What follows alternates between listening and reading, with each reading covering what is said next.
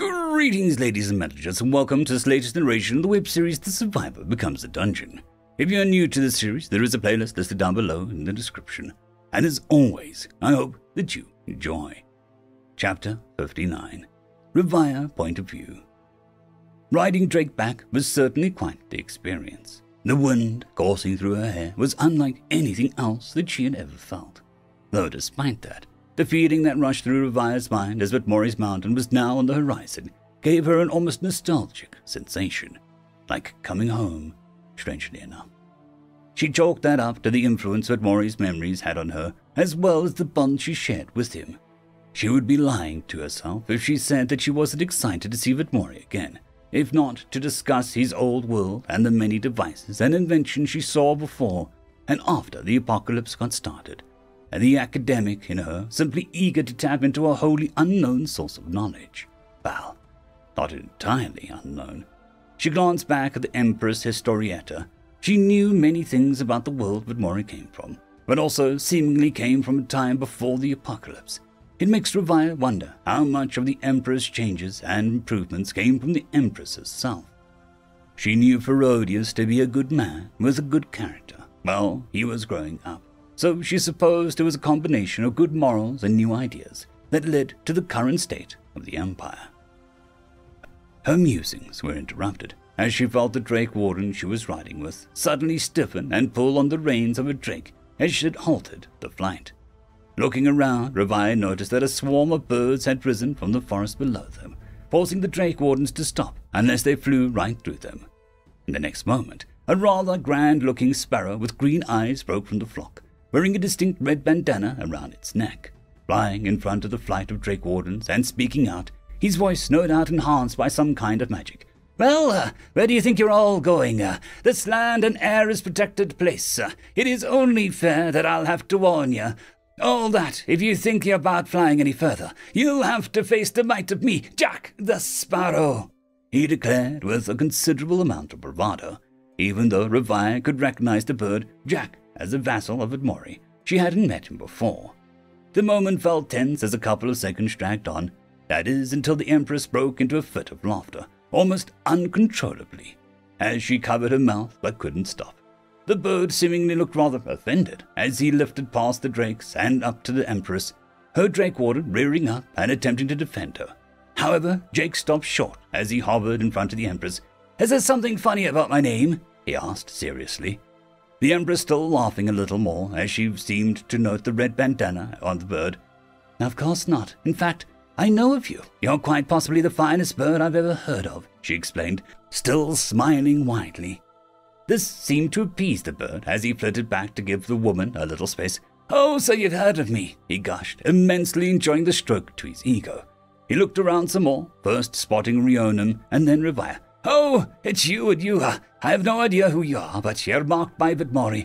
Yes, so you must be one of us," he mentioned, closing his eyes and going quiet for a moment as everyone seemed to relax. "All right, if you all will follow me, you may land at the haven. There is a clearing there that should be able to accommodate all your beasties," he explained as the swarm of birds dispersed. All the while Jack made his way to the front of the flight of drakes and began leading everyone down. As they began making their descent, Revire suddenly felt a presence in her mind as a voice called out to her. "So, I take it your meeting with the Emperor went well?" Whitmore asks, a pleasant feeling in his thoughts showing her that it seems he was in a good mood. Smiling to herself, Revire focuses her mind before thinking back to him. "It went exceedingly well, Whitmore. The Emperor wishes to forge an alliance of equals with you.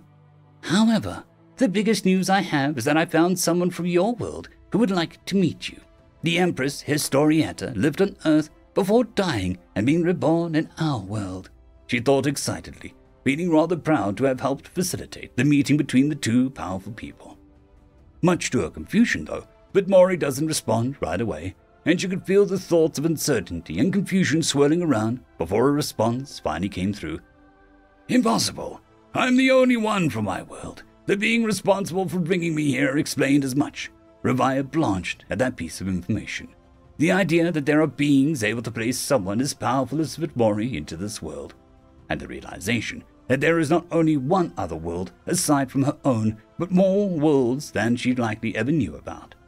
She cast a curious glance back at the Empress, but before she could say anything in response, But-Mori continued, "Don't say anything to her about it. She either knows this information and is lying about it, or she doesn't know and is not as informed about our circumstances as strangers to this world.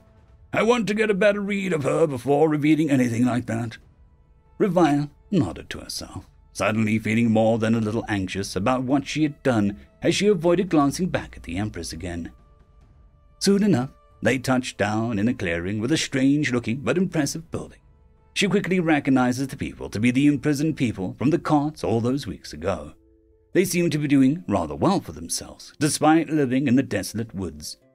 However, she considers that the land is perhaps not as desolate as it was anymore, considering But-Mori's influence.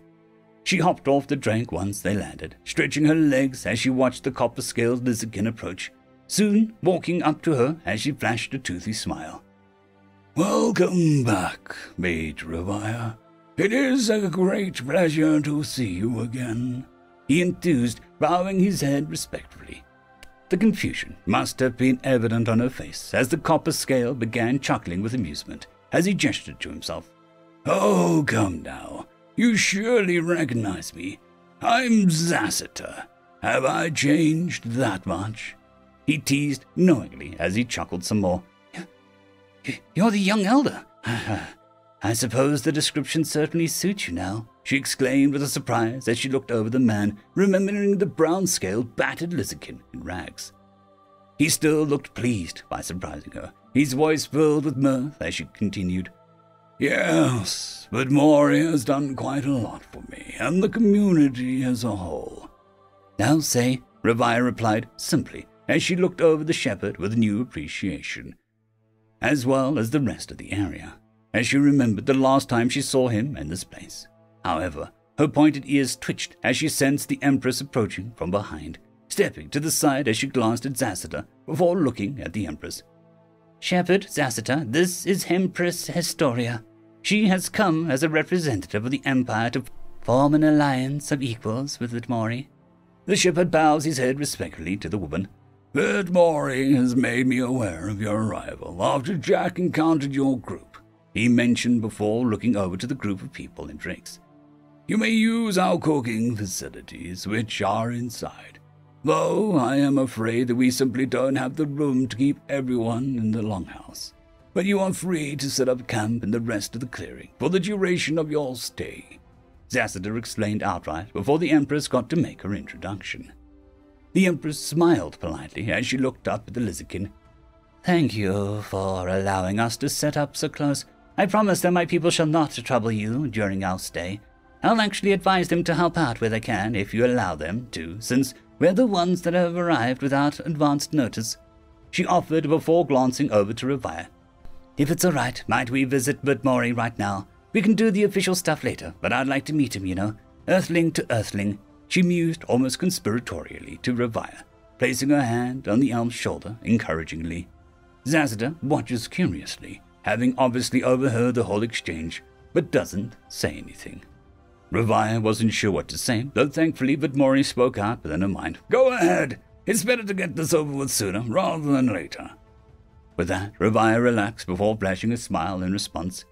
"Sure, let us go," she offered, turning to look back at the Empress before gesturing for her to follow. Though, as they moved to leave, some of the Drake Wardens moved to follow. Rhiannon takes his place beside Revaya.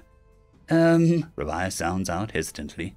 Historietta seemed to pick up on the hint, and she looked to the Drake Wardens as well as the ladies-in-waiting who noticed her starting to walk off.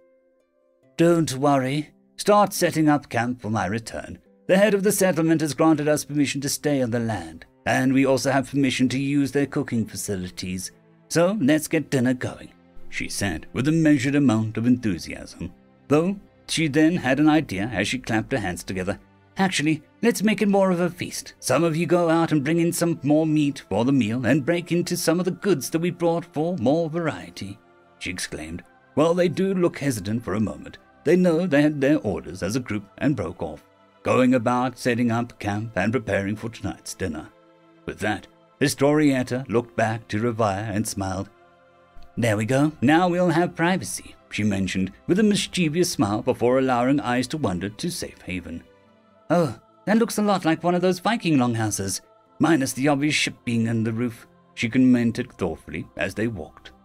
Ravaya gives a little nod, though she starts walking, heading towards the mountain, though she does catch sight of some of the prowler cubs amongst the camp, smiling to herself at how much they've grown. They walk through the woods for a time, Ravaya actively sensing birds here and there as they seemingly watch over them. Honestly, she was rather impressed by the massive network of mana beasts patrolling the land, though, even with that, she was surprised by the spitter wolf casually crossing their path, the wolf taking a moment to silently acknowledge the trio before continuing on its way. However, what really shocked her was when she entered Vitmori's territory, not expecting to cross the threshold so soon as she took a step back with wide eyes.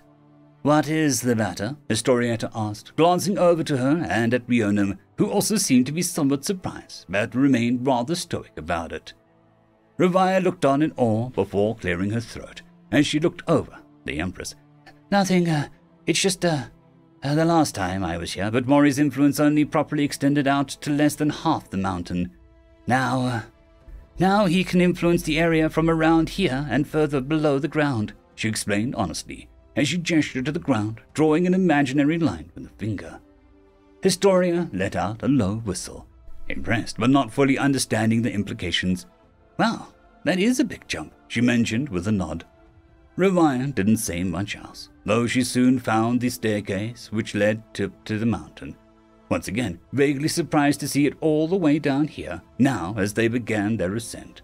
Before long, they were at the triangular entrance which led into Vitmori's chamber, the entrance growing and opening wider for Rionum as the trio entered. Before them was Vitmori himself, and once more Ravaya was surprised to see the development, the core before her being 3 or 4 times bigger than when she last saw it. Not only that, a massive spitterwolf was now resting beside the new lower pedestal. In front of the pedestal and on the steps was Basti, looking even more ferocious and majestic than before.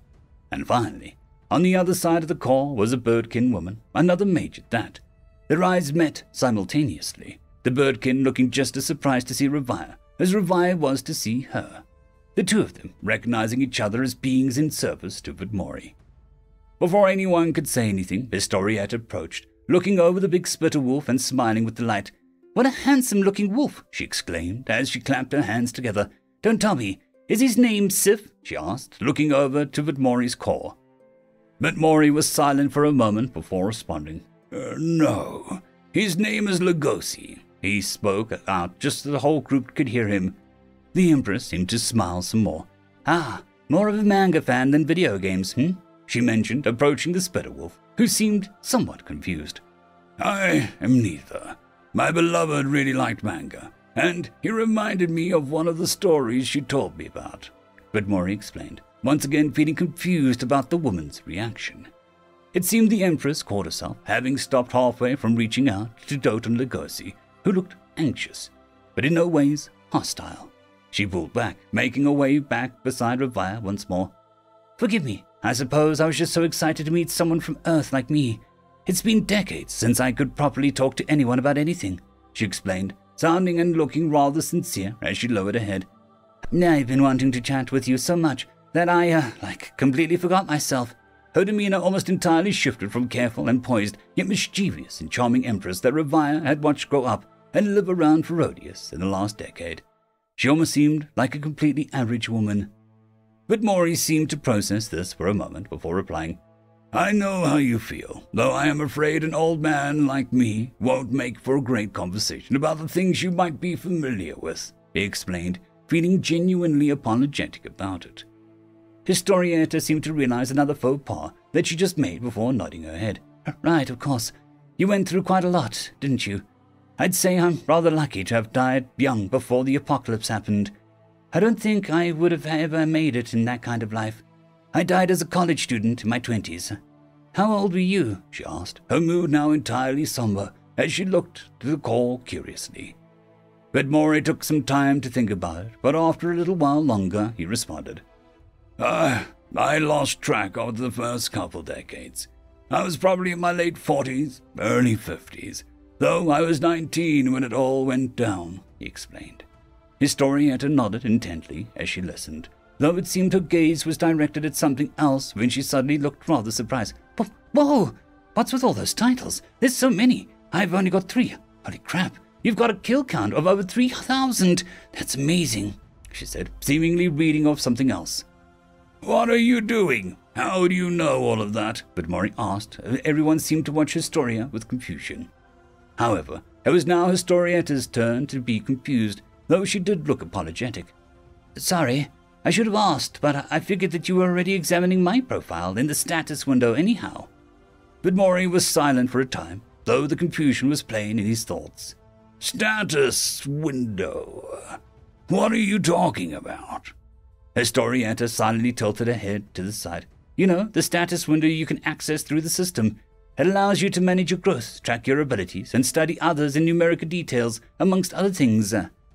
You do have a system, right? She asked, suddenly feeling a little hesitant. End of chapter. There is a new legend on the horizon. Blueberry Cat has taken the T6 Patreon spot. Thank you very much, and I'm sure that I speak for everyone when I say that. I would just like to thank our T5 members, Lord Azrekahl, AmbroseKTal, Quantem Wensday, Dragzoon W.R.E, Blueberry Cat, Cam Maxwell, Casper Arnholtz, Bushmaster 177, and Leslie 517. Thank you very much.